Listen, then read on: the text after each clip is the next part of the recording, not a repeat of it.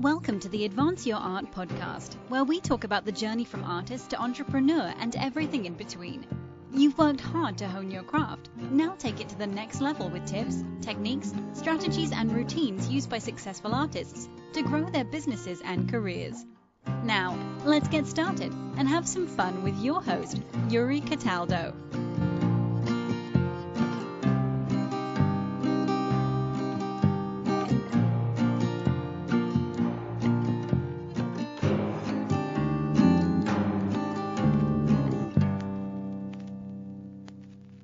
Well, hello, Nicole. Welcome to the podcast. How are you today? I'm great. Thank you so much for having me on. Of course. It's my pleasure. So I'd like to start off by asking you the question, how do you describe yourself and what you do? So the kind of elevator, right, the elevator talk, the elevator description that I tell people, usually people who aren't familiar with me and what I do, is I tell them I'm a photographer and I create training products and I sell them on my website. That's kind of the best way for me to income. Because if I just tell people I'm a photographer, they're like, oh, do you photograph weddings? What do you photograph? I'm like, no, I don't do that type of photography. It's like a very different type of a business. So I make my living. I mean, I have some stock photography that I do make a small income from, but the majority of my job, my business, is kind of revolves around creating and selling and self-publishing photography education, like ebooks, and I create presets and things like that as well. That's very interesting. Yeah. And I'm guessing is that then how your photography career has evolved over time? Yeah, I've always kind of wanted to be a teacher of some, in some regard. I never really had a plan or any kind of like set goals for that. But before that, I knew that I wanted to be a photographer too. And then it just evolved into that. I've just slowly kind of found the things that I'm good at, and, you find your strengths, and I just kind of like move in that direction. And it's, that's where I am right now is, I'm doing these ebooks and books, and I just kind of started printing my books. I have had books printed before from publishers, but it's really fun to actually do it myself. But, I'm kind of excited because I don't really know what the next level is going to be. Oh, I feel like I'm there, but I don't know what it's going to be next. So, yeah. Wonderful. So you're originally from Nebraska, is that correct? Yes, I am. So how was it growing up in Nebraska? Nebraska is a great place to grow up. It's not very exciting from, looking on it now, especially that I've lived and traveled to some really exciting places. As a kid, though, it was great. Had all the seasons. Everybody's very friendly, really good work ethic. I go back and visit quite often. My whole family is pretty much all in Nebraska. I couldn't see myself ever moving back there and living there, but it doesn't have quite the diversity. I live in Oregon right now, so we have a lot of different landscapes. I do a lot of landscape photography too, so I really enjoy that. But Nebraska's it's a really nice place. Mm-hmm. Yeah, I've visited a couple times, mostly driving through. Yeah, that's what everyone says. I drove through. Yeah. I ate right across. It was great, but it was very lovely as I was going through as fast as I possibly could to probably to California at that time, or I think I used to cut through when I used to work at the Santa Fe Opera too. Yeah. So when was it then that you discovered your love of photography? So it was in high school. I had to take an art class. I think I was in like a freshman, sophomore, junior in high school. And I had to do an art class for an art credit. And I was just like, oh, photography, that looks fun, right? So I didn't really know much about photography. I had a 110 film camera probably at some point when I was a kid. And I took the class, had a really great teacher, and I can remember having that kind of light bulb moment when I understood aperture and shutter speed and ISO and how everything just kind of like clicked. And I was like, oh my God, this is amazing. And that was kind of when I realized I'd always been very creative and very artistic. I played around with drawing and arts and crafts and things like that at home. And when I discovered photography and really learned it, and this is obviously back when it was darkroom, and it still is in some point, but when darkroom and film were really the only method that we had in the late 90s. Mm-hmm. So kind of right on that verge of digital, but not quite there yet. But I realized this is it. This is the thing that I love to do in terms of, in regards to like an artistic type of a endeavor. So that's when I realized that this was awesome and this is something I really loved. So, yeah. Sure. So then after high school, so what did you do after high school? Yeah, I took a year off. I just worked. I worked in a film lab. At the time, I had several jobs when I was a kid, but at that time I was working in a film lab and I worked a little bit at a studio doing some retouch work in Photoshop. But about a year later, I joined the Navy. So kind of went in a different direction there. Yeah. What made you decide to pick the Navy over other branches? Let's see, what was it? I think I was talking to the Air Force. I was just, talking to their recruiters, and the Air Force recruiters felt like car salesmen. Like they were trying to sell it to me too much. And I was I knew I was going to join. I knew I was going to join something. Mm-hmm. And I don't remember how it happened, but the Navy recruiters got in touch with me and they came out to my house and they were super chill and super laid back. And and I was like, yeah, this is cool. I'm like, I'll do this. I'm going to go with the Navy. So I went with the Navy and I joined and I ended up being a linguist. And I did that for 8.5 years. Oh, wow. Yeah. I just wanted to do something different. It wasn't, I love photography, but it's kind of ironic that I'm saying this, but I was worried that at the time that if I did photography as a job, that it would kind of ruin it as something that I would enjoy. If I did it too much, then I'd be like, oh, that's just my work. That's just my work. I don't want to actually do photography for fun anymore. So I decided to go a different direction and I went I joined the Navy and I became a linguist. Yeah, linguist. So while you were in the Navy, did you also take photographs, or is that something you kind of just put away? Did you put away your camera for a while? No, I still use my camera quite a bit. I was very, very amateur. I understood the basics of exposure and things like that.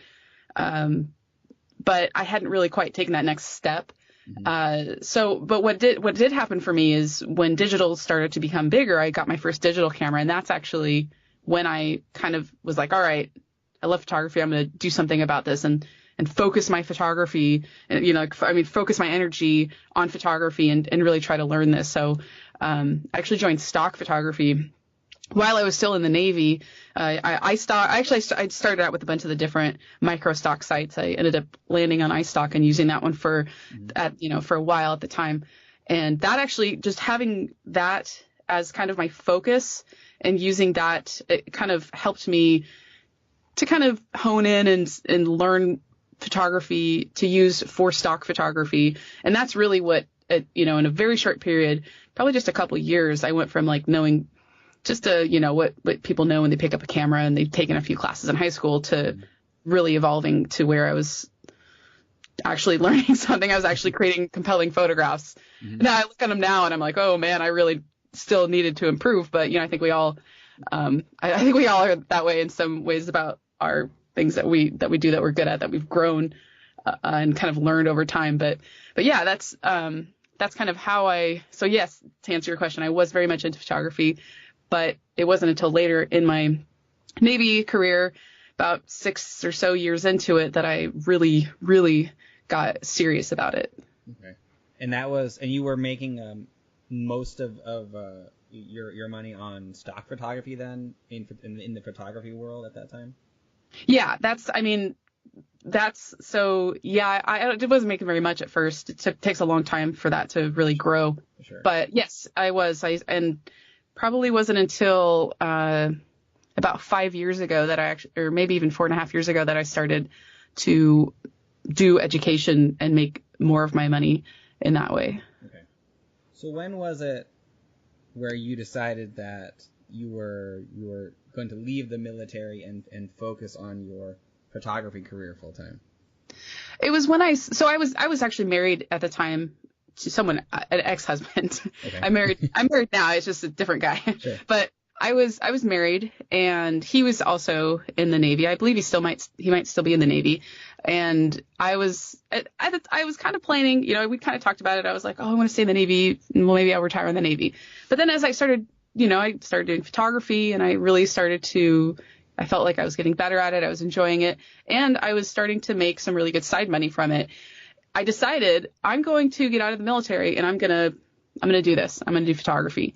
And that was about a year and a half before I ended up getting out of the Navy. So then I got out of the Navy, and then a year later I ended up getting a divorce, and I had to really grow. I really had to make it a full-time endeavor. So I was kind of forced into making it like a legitimate full-time business, I guess.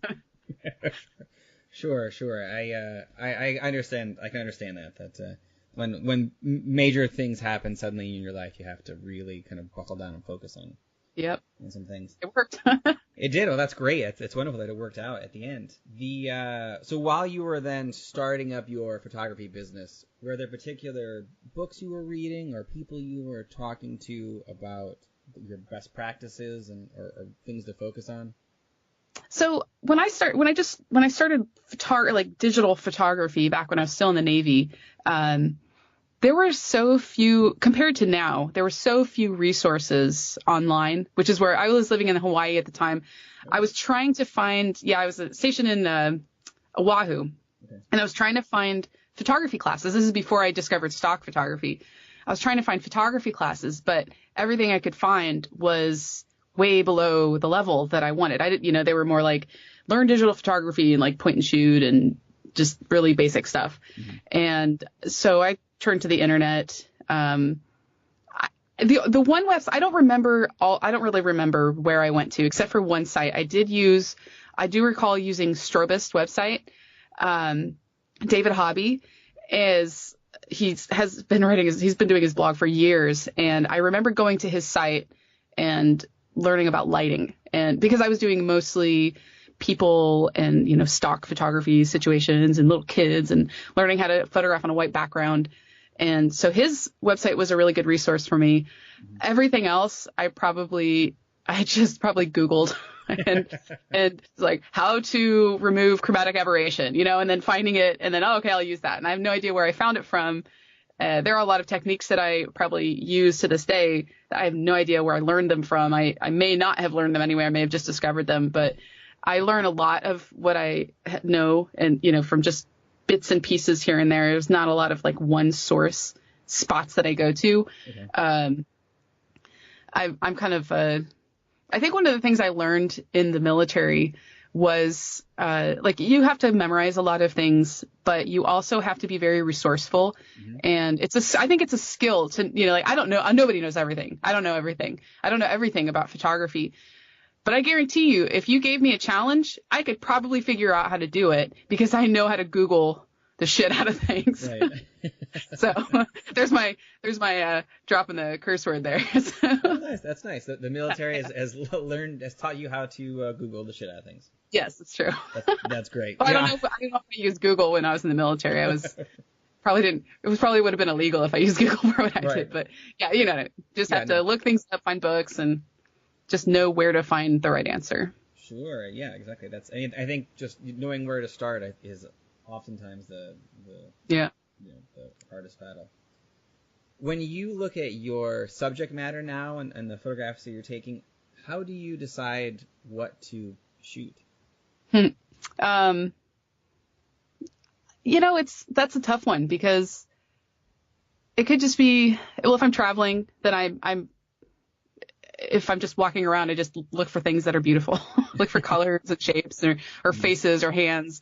Where I live now, if I want to go do, let's say, landscape photography, sometimes it's just to get out. It's just to get outside. And then I just walk around and I find stuff.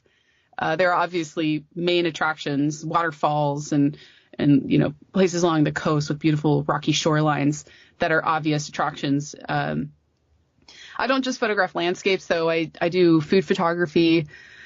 With food, I can get as easily inspired just by looking at like a recipe, or maybe just I'll be at the grocery store and I'll see like a picture of something on the wall. I'm like, oh, that's really cool. And I'll kind of log it away. And I use things like Evernote. I started using that that app, Text